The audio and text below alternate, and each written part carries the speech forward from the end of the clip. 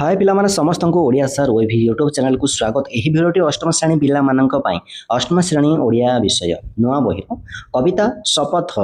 एही कवितार आमे संपूर्ण भाव व्याख्या करिबा, तार भावार्थ को बुझिबा। पिला माने तुमे एही पद्य को सहजरे बुझि पारिबो, कारण मु तुम मानक पई एही पद्य को एक पीपीटी माध्यम रे बुझाइछि, जेउथरे कि तुमे अति सहजरे बुझि पारिबो बोली मु आशा करे। भल लागले भिडियोटी लाइक कर दो, पिला माने केमते लागला कमेंट रे जणाइबो। चैनल को नुआ आसीथिले सब्सक्राइब कर दबो। ओडिया सर ओएवी व्हाट्सएप चैनल अच्छी जो मैंने फॉलो करें फॉलो करदेव और आगू एमती वीडियो उपर अनेक सूचना पाइपर, अनेक ऑनलाइन टेस्ट पार्टिसिपेट कर। चलो आम विलंब नक भिडियोटी आरंभ करवा। देखिपार पिला माने कविता शपथ। कवि होचंती अनंत पट्टनायक। प्रथम परिचय जानिबा। कवि अनंत पट्टनायक, जन्म 1912 मसीहा, जन्मस्थान खर्दा जिलार चणाहाट ग्राम। पिला माने निज खाता रे ए सब शॉर्ट नोट करदेव। तुम ये देखिपार कवि अनंत पट्टनायक फोटोचित्र ये अच्छी। तापर मुख्य विषयवस्तु है अवांतर काव्यग्रंथ पाई केंद्र साहित्य एकेडमी पुरस्कार पाइथिले। ये मध्य परीक्षा रे प्रश्न आसी थाई पिला माने। कवि अनंत पट्टनायक क्यों काव्य ग्रंथ पाई क्यों काव्य पुस्तक पाई केंद्र साहित्य एकेडमी पुरस्कार पाइथिले? उत्तर हेबो अवांतर। तापर देखिबा समाज रे समता और मानवता स्थापन आह्वान दैछंती। स्वार्थ मिथ्या हिंसा व्यथार विरोध सूर्यपुरी त्याग करी समाज रे प्रेम सद्भाव और क्षमार प्रसार वार्ता कवि कविता माध्यम रे वार्ता दैछंती बा प्रदान करिछंती।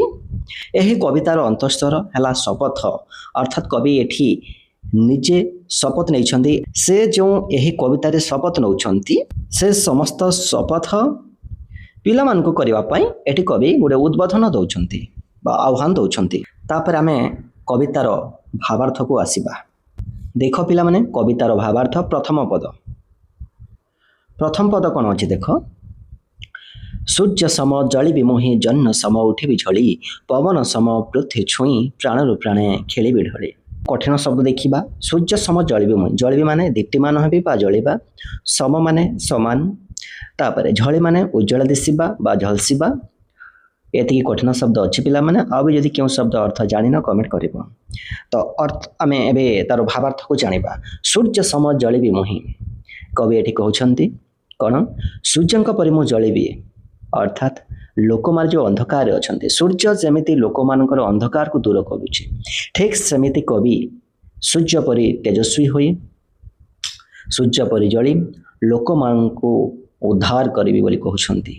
लोक माने अंधार कारगार रे बंदी होइकी अछंती, अंधकार अछंती, तेणु कवि सूर्यंक परि जली बा सूर्यंक परि आलोक प्रदान करिबी बोली कवि एठी कहउछंती एवं लोक माननकु उद्धार करिबी बोली कहउछंती।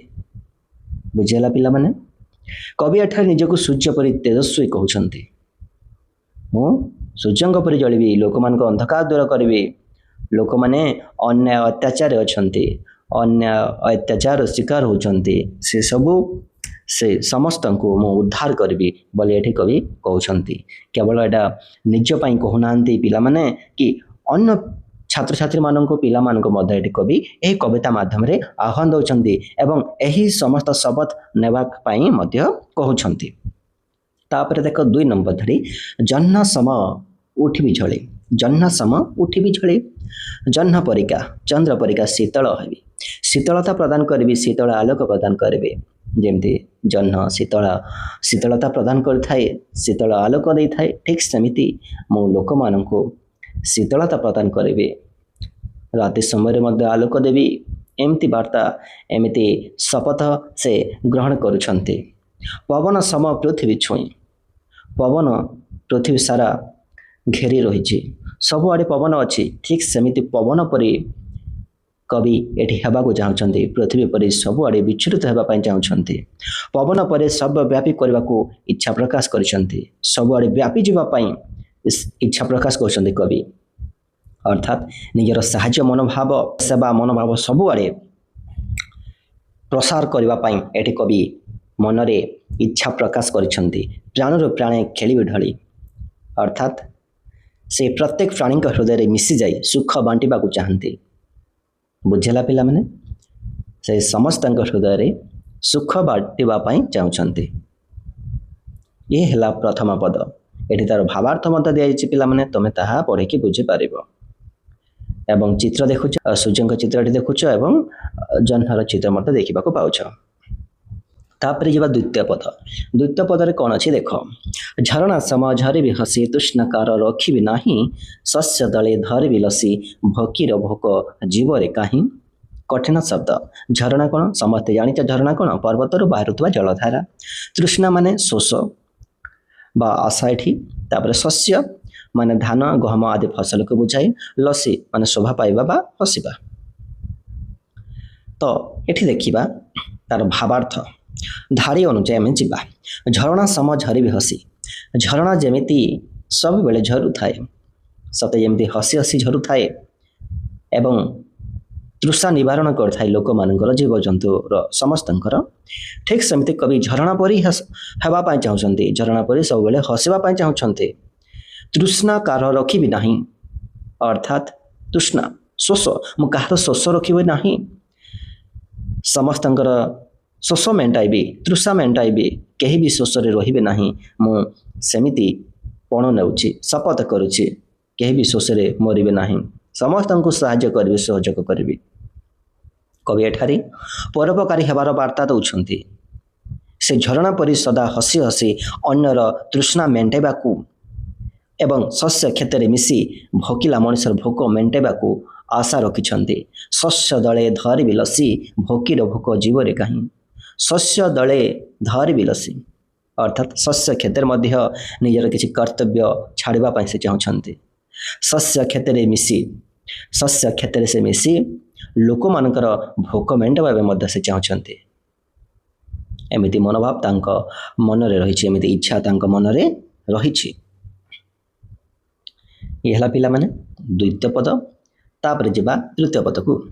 तृतीय पद देख पिला माने, अग्नि सम दहि विसुखे स्वार्थी जन मिथ्या कथा, जलर सम स्वच्छ मुखे न थिब केबे हिंसा व्यथा। कठिन शब्द। अग्नि माने निया, दहि भी माने जलाइतबा बा नष्ट करिबा, स्वार्थी माने केवल निज कथा चिंता करथबा व्यक्ति, मिथ्या माने मिछ बा असत्य, स्वच्छ माने परिष्कार बा निर्मल। हला पिला माने तापर धारी अनुजाय आमे बुझिबा। अग्नि सम दहि विसुखे स्वार्थी जन मिथ्या कथा। अग्नि जेमिति सबु दहन करथाय, सबु नष्ट कर दिए, ठीक सेमिति कवि एठारे स्वार्थी मनोभाव थिबा लोकंकर सही मिथ्या कथा, छलना, कुचिंता ये सब को नष्ट कर दे बोली कवि कहउछन्ति। कहा परिका? अग्नि परिका। कवि एठी कहउछन्ति मो अग्नि परि हेबी, मो से निया परि हेबी एवं लोक मानकर सही कुचिंता, दुख, सही मिछ, सही स्वार्थी मनोभाव, ए समस्त खराब जिनिस को मो दहन करिबी, नष्ट करदेबी बोली कवि एठी कहउछन्ति। जलर सम स्वच्छ मुखे न थिब केबे हिंसा व्यथा। मु जल परि स्वच्छ हेबी, केबे मनरे हिंसा रखिबी नाही, न थिब केबे हिंसा व्यथा। निज मनरे रखिबी नाही कि कहा मनरे मध्य हिंसा व्यथा रखिबाकू देबी नाही। कवि एठारे सत्यर पक्ष नेछन्ति। से स्वार्थी लोकंक मिथ्या कथा को अग्नि परि जळाई देबाकू चाहन्ति। कौन पिला माने? से स्वार्थी लोकंक मिथ्या कथा को अग्नि परि जळाई देबाकू चाहन्ति एवं निज मन को जल परि स्वच्छ रखी समस्तंक प्रति हिंसा मुक्त हेबाकू कहिछन्ति। से कहा परि स्वच्छ रखी समस्तंक प्रति हिंसा मुक्त हेबाकू कहिछन्ति। कहा परि पिला माने? जल परि स्वच्छ। एठी भावार्थ अछि एवं चित्र मध्य रहिछि, देखि पारुछ पिला माने। परवर्ती पद को जिबा। चतुर्थ पद। पक्षी सम गाई गीत हृदय हृदय उठि बाजी, पद्म सम तଳି नीति अरूप रूप रंगे साजी। कठिन शब्द। गीति माने गीत वा संगीत, हृदय माने हृदय, नीति माने प्रतिदिन, अरूप रूपत रंगे अर्थात रूपहीन मध्य अनेक रूप और रंग भरिबा। भावार्थ देख पिला माने एठी मध्य लेखा जाइछि एवं दुटी फोटो मध्य अछि, गोटे पक्षींकर एवं आ गोटे पद्म फूलर। पक्षी सम गाइबे गीति। पक्षी मानकर शब्द केते बढ़िया लागे, तांकर राब केते सुमधुर भल लगे, सते जेमती से माने गीत गाउथांती। ठीक सेमिति कवि पक्षी मानक परि गीत गाइबा पाई चाहुछन्ति। हृदय हृदय उठिबे बाजे, समस्तଙ୍କ हृदय को मो खुशी आनिदेबी, समस्ते खुशी रे रहिबे, मो पक्षी मानक परि गीत गाइबी। कवि एठी पक्षीଙ୍କ परि मधुर संकेत गान करबाकू चाहन्ति। से हृदय रु हृदय को स्पर्श करबाकू चाहन्ति। पद्म सम तଳି नीति अरूप रूप रंगे साजी। पद्म सम तଳି नीति अर्थात पद्म फूल परी सर्वदा निजकु सुंदर रूप से सजाई रखा आशा पोषण कर पद्म सम तोली नीति अरूप रूप रंगे सजी पद्म फूल परी सर्वदा निजक सुंदर करने कवि चाहती एवं जगत को सुंदर करने चाहते देखि पाने जो पोखरी पद्म फूल फुटी थाए पोखरी केते सुंदर लगी थाए ठीक सेमिति कवि पद्म फूल परी होगापी चाहते से पद्म फूल परी सर्वदा निजक सुंदर करी जगत को सुंदर करने चाहती लोक मान सुंदर करने चाहते जगत को सजाइवाई चाहते ये है शपथ पिला माने केवल कवि एठी निजे शपथ नौना यही कविता माध्यम समस्त पिला माननकु छात्र छात्री माननकु उद्बोधन दौरान पिला माने तुम एपरे शपथ निय। परवर्ती पद जा पंचम पद कवितार भावार्थ देख पंचम पद कवितार पद अदृश्यम धैर्य धरी वज्रपाते रही विधिर गर्वे भरे धर्मे बरे कर्मे मर टेकी विशिर अद्रि माने पर्वत धैर्य माने सहनशीलता वज्रपात अर्थात कण बड़ एठी बिजुली वज्रपात माने बिजुली किंतु तार आम भावार्थ गले बड़ विपद बा कठिन समय एठी हेब धर्मे माने धर्मपथरे बरी माने ग्रहण करे शिर माने मुंड गर्भ भरे माने गर्भ धरे तो देखा प्रत्येक धाड़ी को बुझा अदृश्यम धैर्य धरी मु पर्वत पर धैर्य धरबी वज्रपात रही धीर देखि पिला माने जेते घड़ाघड़ी वर्षा हाउ पर्वत सेमिति धीर रही थाए धैर्य रखी थाए केबे हलचल हुए नहीं ठीक सेमिति कवि अद्रि परी होगापी चाहती से पर्वत परी होगापी चाहती जेते घड़घड़ी हो अर्थात जेते भी विपद समय आसू जेते भी तांको पई कठिन समय आसू जेते भी विपद जेते भी समस्या आसू से पर्वत परी अद्रि परी छिड़ा होइथिबे अर्थात से लोक मान सेवा करुवे समस्त दुख कथा बुझुवे केबे भी पछघुंचा देवे ना जेते भी असुविधा आसिले मध्य विपद आसिले मध्य गर्व भरे धर्म बरी कर्म मर टेकी विशिर गर्व भरे धर्म बरी मुझे धर्म को ग्रहण करी गर्वर सहित से धर्म को ग्रहण करी लोक मान सेवा कर धर्म को ग्रहण करी लोक मान साहाय्य सहयोग कर धर्म को मु ग्रहण करी गर्वर सहित कर्म मोर टेकी शिर से कर्म करी मो मुंड टेकी मुझे सुकर्म करी लोक मान कर्म करी मो मुंड टेकी चलि कवि पर्वत पर स्थिर धैर्यवान होगा कहते विपद समय विचलित न हो मन में गर्व रखे से धर्म पथरे चलिए एवं निज कर्म द्वारा सर्वदा मुंड उच्च कर बंचे। षष्ठ पद सिंधु सम फेराई देवी जी से देव सरल हास धारणी सम नेबी रे नेबी बक्य बही दुख प्रास सिंधु अर्थात समुद्र सरल हास माने निष्कपट हास धरणी माने पृथ्वी बक्य माने छाती रे दुख प्रास माने दुखर आघात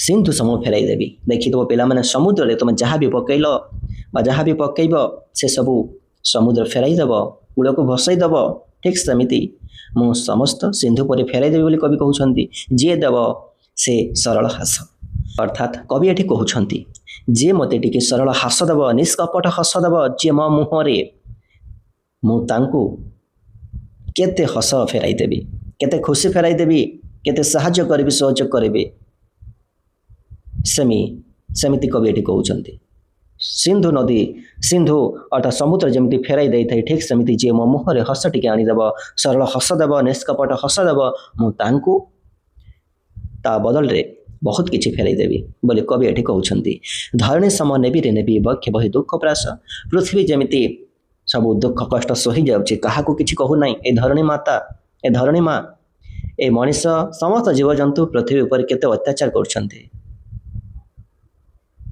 तथापि ये धरणी माँ सबकि सही जाऊँगी ठीक सेमिति कवि ये धरणी परी होगापी चाहती से धरणी परी दुख कष्ट को सहीवाई चाहती भावार्थ अच्छे देख पिला माने कवि कहते जी मत सरल हस उपहार देव मुझे समुद्र पर अनेक गुण फेराई देवी पृथ्वी पर सब दुख को छाती रे सही नेबी।